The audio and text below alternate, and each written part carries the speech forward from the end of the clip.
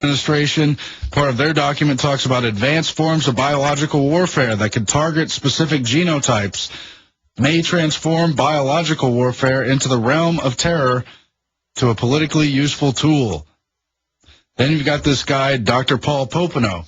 Now you got to understand, this guy was an extreme eugenicist in the early 20s. He couldn't be associated with the normal eugenicists. He was covertly funded by the Rockefellers and the other money houses supporting the eugenics. He was marginalized, but he was still a hero to them. You have to understand that.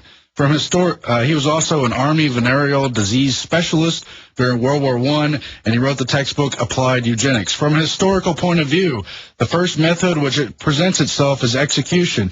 Its value in keeping the standard of the race should not be underestimated. Then Applied Eugenics goes on to devote a chapter to lethal selection, wherein part of the quote says, through the destruction of the individual by some adverse feature of the environment, such as excessive cold or bacteria, or by bodily deficiency. And these are just a few quotes. They go on and on. And then I've got the Eric Pianka stuff. He said things like, every one of you who gets to survive has to bury 9.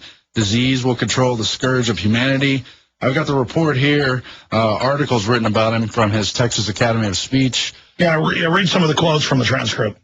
Yeah, well, this was the speech that was summarized as saying he advocates killing 9/10 of the world's population by an airborne Ebola virus. He also, in his speech, says the bird flu is good, too. You've talked about this before, of course, how AIDS doesn't work fast enough.